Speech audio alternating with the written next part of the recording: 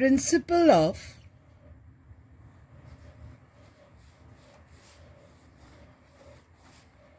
reversibility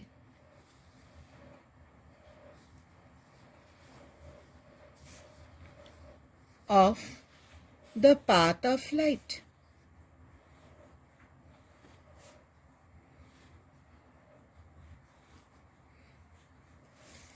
Now, this principle tells us that path of light ray is reversible.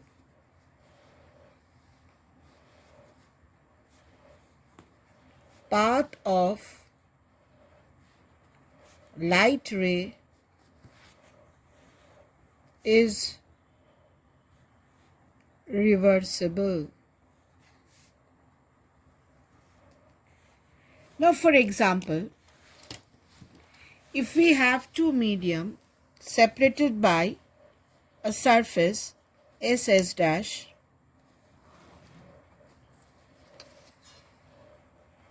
SS dash, this is medium 1,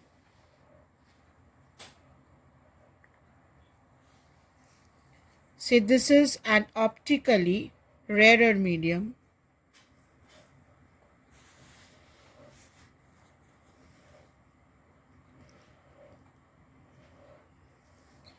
and this is medium 2.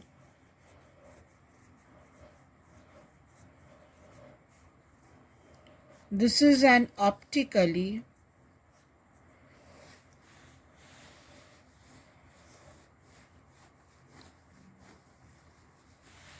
denser medium.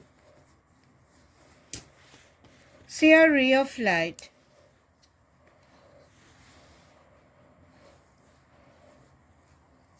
is incident at this surface.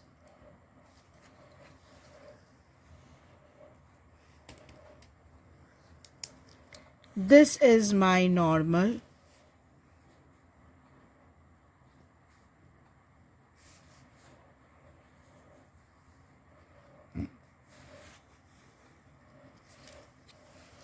Now, since it is entering a denser medium, light bends towards the normal.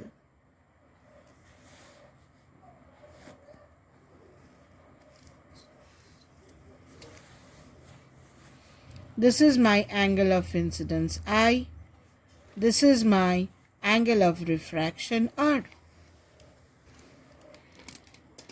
Now we know refractive index of the second medium with respect to first medium is sin I divided by sin R. Now, light has a peculiar nature. If you tell the light to go back, say if I keep a mirror here perpendicular to the ray, this is a plane mirror.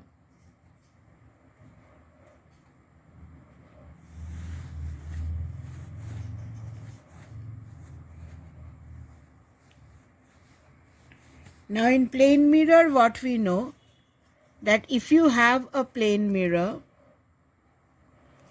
and a ray of light falls normally on the mirror,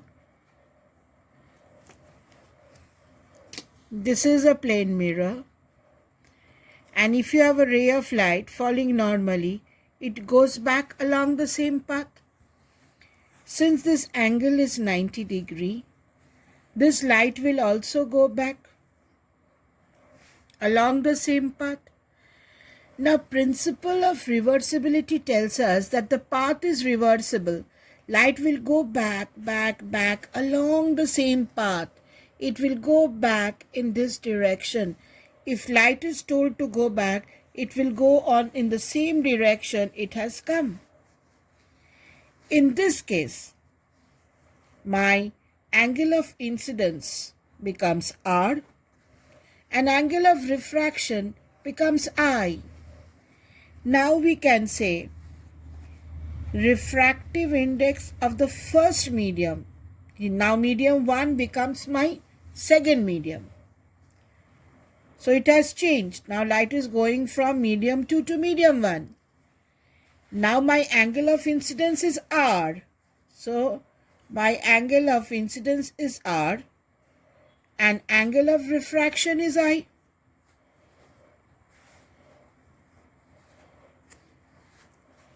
Now combining these two, if you combine these two, what can you say? Multiply this, mu 2 1 into mu 1 2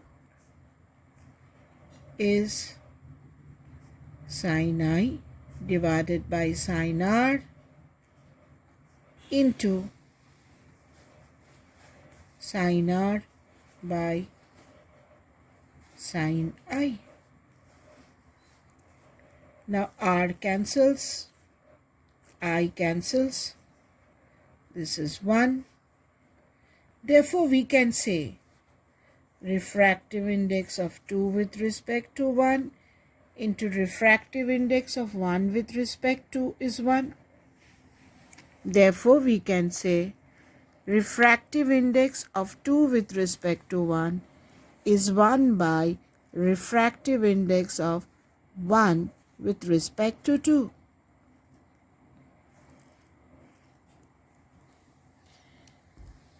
Say for example, you get a question, refractive index of water with respect to air is 4 by 3. What is the refractive index of air with respect to water? Now you're going to write from the principle of reversibility of light, refractive index of air with respect to water is 1 by refractive index of water with respect to air. So if you substitute this, this is 1 by 4 by 3. So this becomes 3 by 4. And 3 by 4 is 0.75.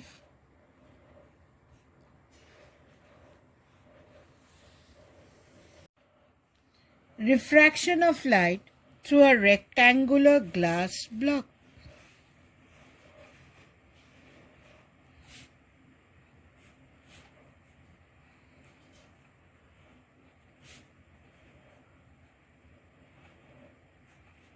Refraction of light through a rectangular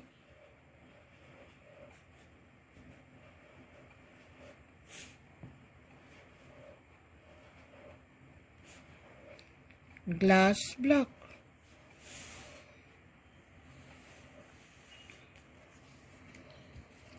Now suppose we have a rectangular glass block.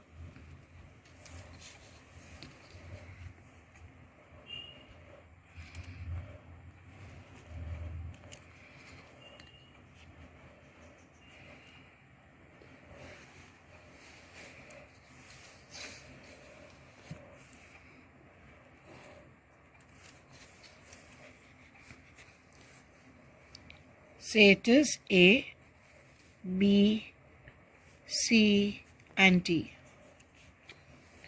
A ray of light falls in this glass block,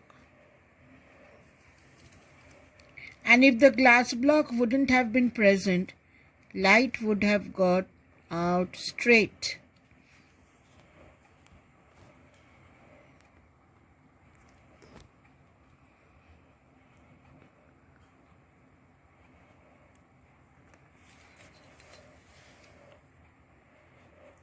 This is my incident ray.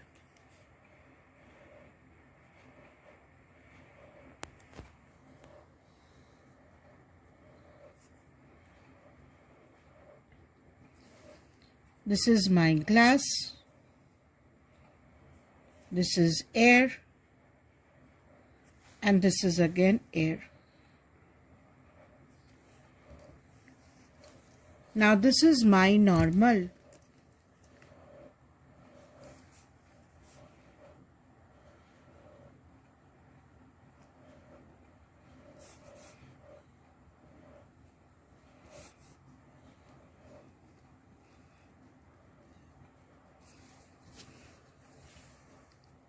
This is my angle of incidence I. Now since the light is entering glass, which is a denser medium, light comes towards the normal. It bends towards the normal. So this is my direction of incident ray. Light bends towards the normal. So this is my angle of refraction R. Again, at this point, this is my normal.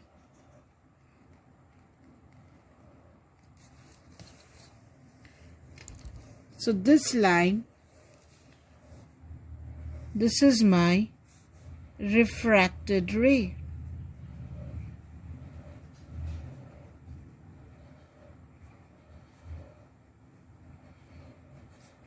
This is my normal.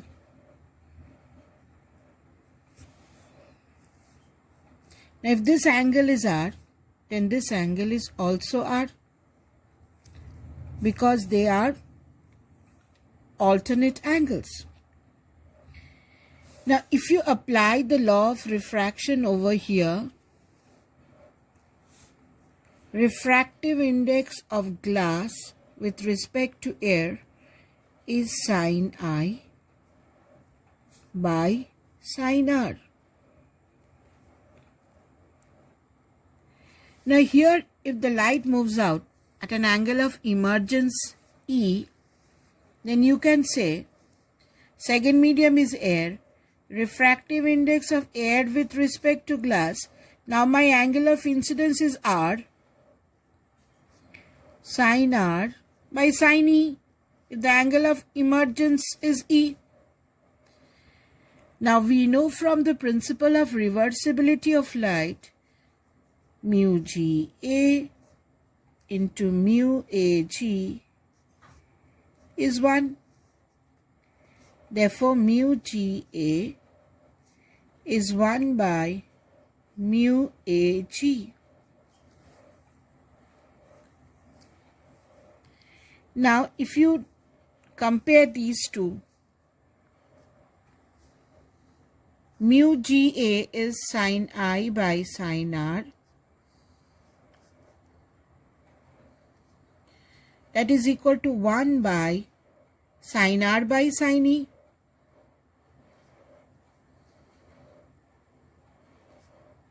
So this becomes sin E by sin R. Now you see here you have sin R as the denominator, and in the numerator you have I and E, but they are equal. Then only one option is I is equal to E. Angle I should be equal to angle E. So if angle I becomes equal to angle E, what can you say? That this emergent ray should go parallel to the direction of the incident ray. These two lines should be parallel. So this is my emergent ray. This is my angle E. Angle I and angle E, they should be equal. So these two lines should be parallel. Now, if these two lines are parallel, then there is a lateral shift. So here if I can draw a perpendicular line,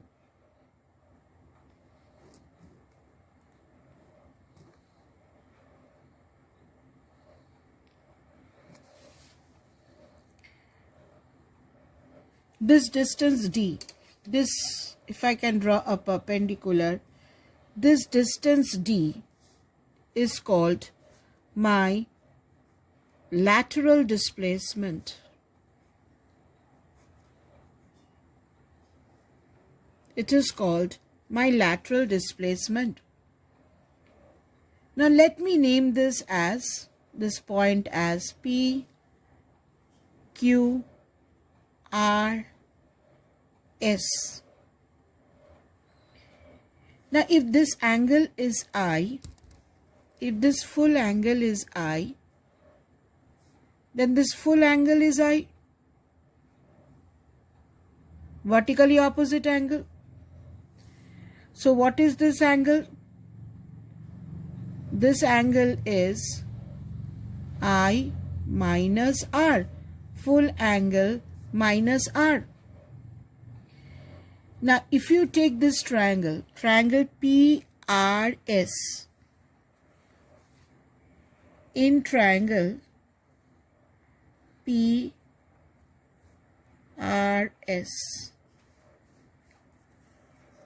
triangle PRS, you can say sine of I minus R is perpendicular by hypotenuse. You can say sine of I minus R is perpendicular, is the angle opposite, and hypotenuse is PR. Hypotenuse is PR. Therefore, lateral displacement can be written as PR sine of I minus R. Now what is PR?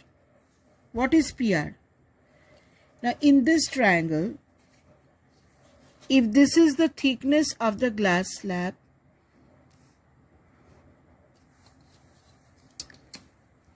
let me take the thickness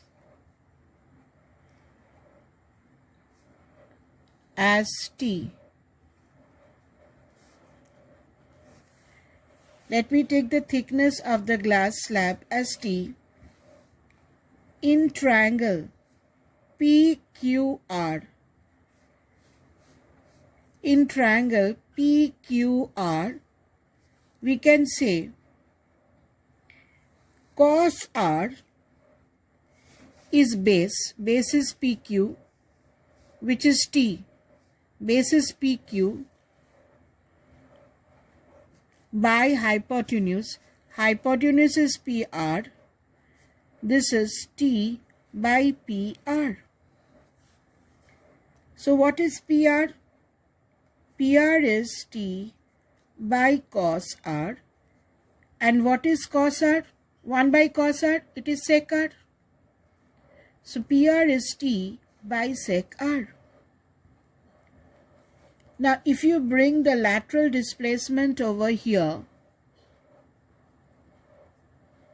lateral displacement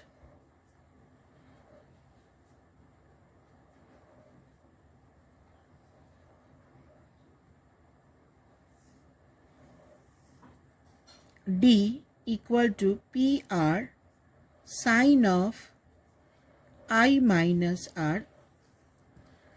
Now put the value of PR over here.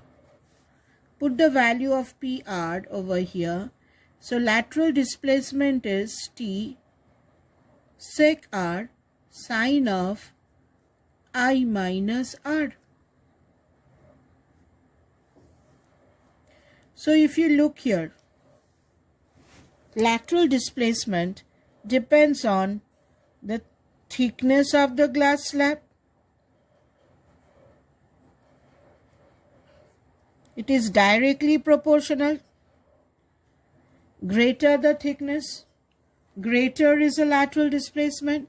So first factor on which lateral displacement depends is the thickness of the glass slab.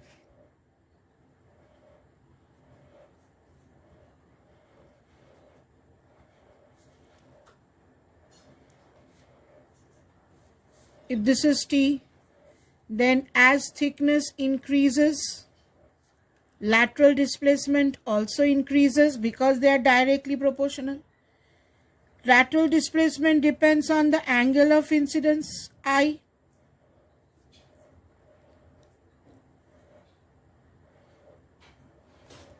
So lateral displacement depends on the angle of incidence, I. So as angle of incidence increases, lateral displacement will also increase. I is the angle of incidence. So as angle of incidence increases, lateral displacement also increases. Lateral displacement also depends on R. Now R, angle of refraction R, depends on the refractive index of glass. This R again depends on mu. And again mu depends on the color of light.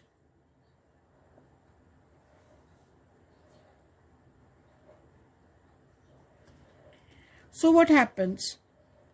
Lateral displacement depends on refractive index, because refractive index of the medium,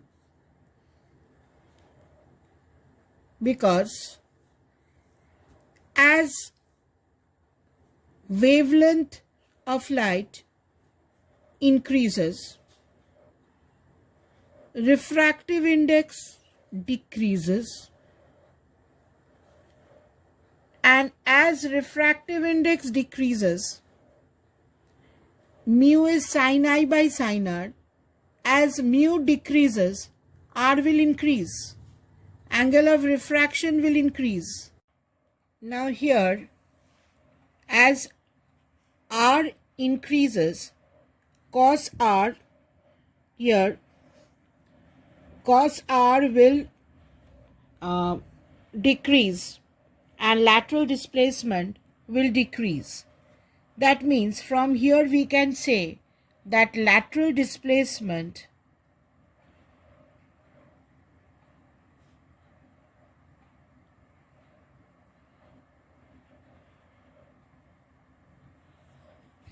is more for violet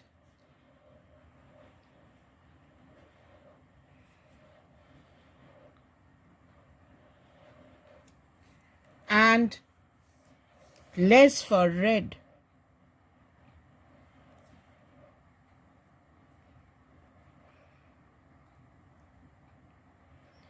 Red has a maximum wavelength and refractive index decreases. As refractive index decreases, lateral displacement decreases. That means lateral displacement is directly proportional to thickness, directly proportional to angle of incidence, and also directly proportional to mu. That means lateral displacement is directly proportional to the thickness of the slab, directly proportional to angle of incidence, and also directly proportional to the refractive index of the medium.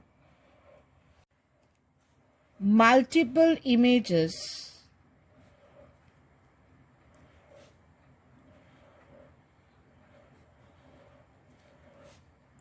in a thick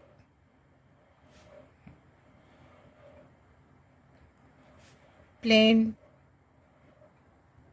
mirror. Multiple images in a thick plane mirror. Now suppose we have a thick plane mirror.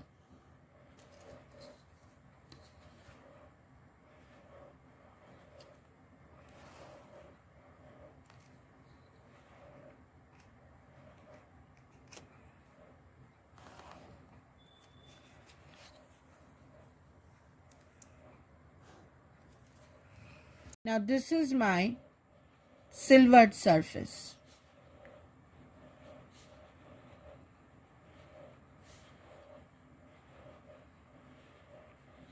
This is my silvered surface.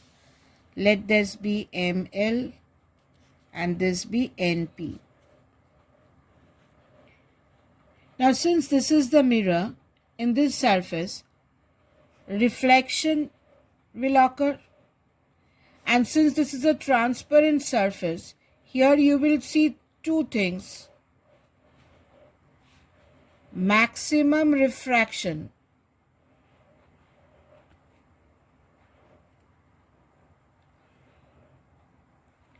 and little reflection.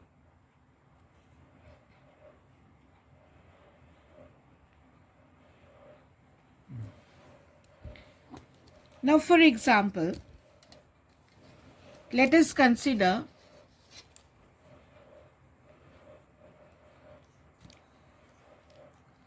an object over here. A ray which falls normally in this mirror will be reflected back normally. An image will be formed anywhere on this line. So this is my object. A ray falls normally and is reflected back normally. Image is formed anywhere on this line. Now, for the formation of image, I need another ray. Say a ray of light falls on this surface. Now, this is my normal.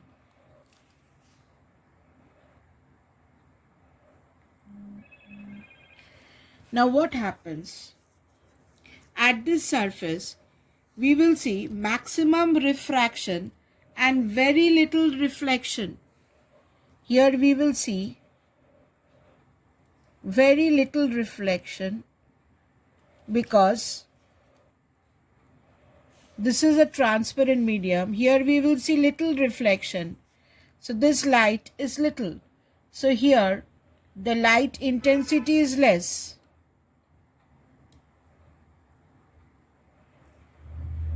Intensity of light is less.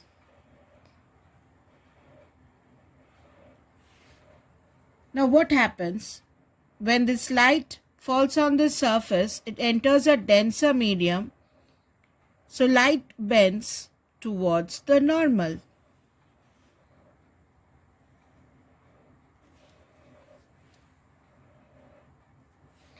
Now this light has maximum intensity.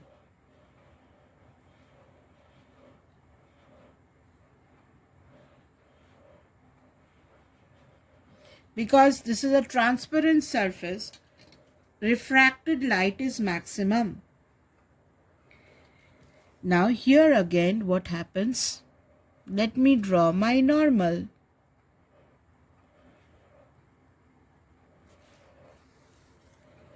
Since this is silvered surface, what happens? Full light is reflected.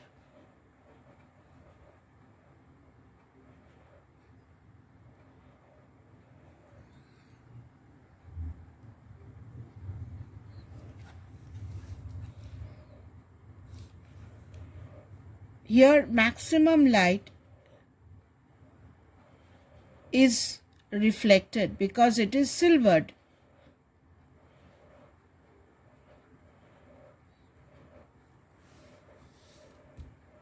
Here again, let me draw my normal.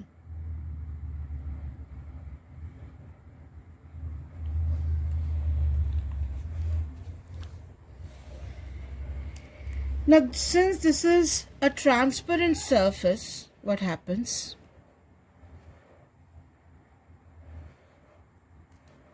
Maximum light will be refracted.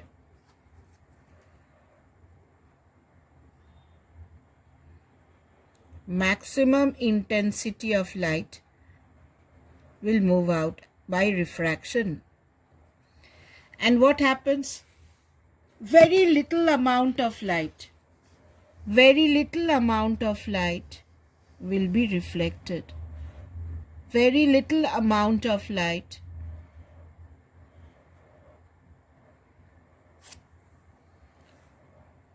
will be reflected. Here the intensity has decreased. Less intensity.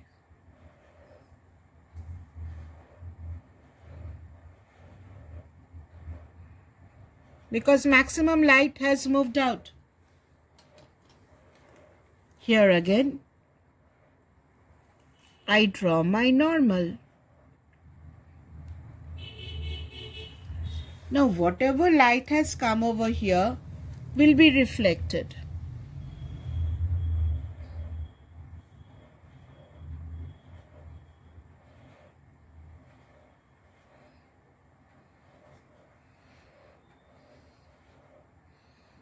whatever light has come over here will be reflected. Why? Because it is silvered. Again, I draw my normal over here.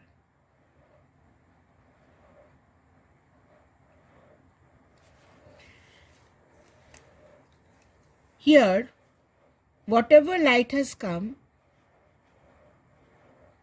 will be refracted, but this light has less intensity than this one, because here already light has decreased. So intensity goes on decreasing, and here the light will be reflected again. But now it has decreased further. The intensity has decreased further. Intensity has decreased further. This continues. Here we draw the normal, and here again the light is reflected, but intensity goes on decreasing. This is my normal, and the light is refracted, and this continues. If you extend the refracted rays backward,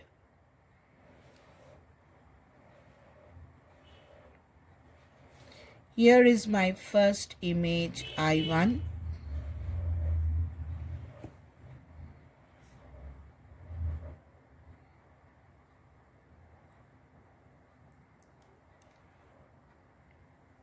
Here is my second image I2.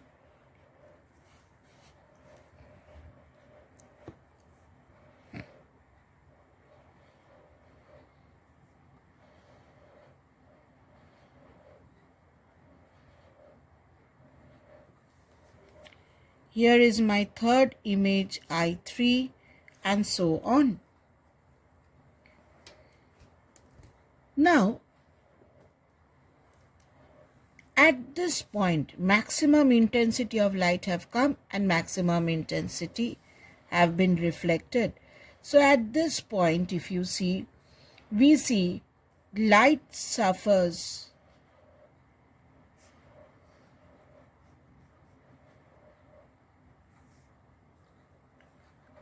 strong first reflection. This is the strong first reflection. So this light is of maximum intensity. So this image I2 will be my brightest image. So second image is the brightest image.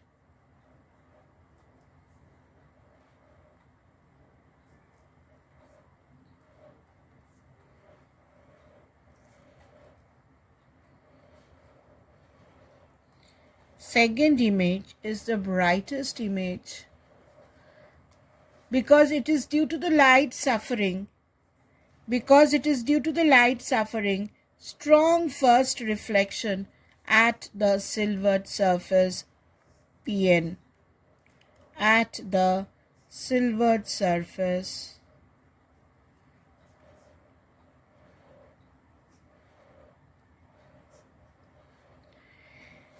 Now here multiple images are formed. You can have continuous images being formed. The fourth image will be formed if you extend this line.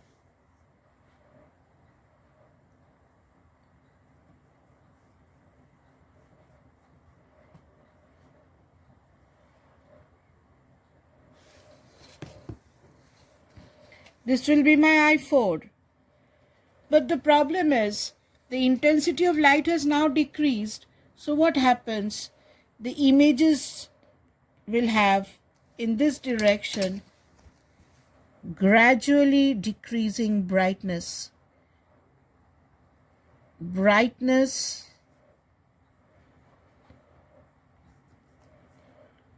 of images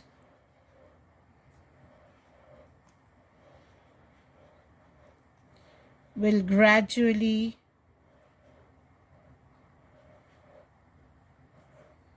decrease.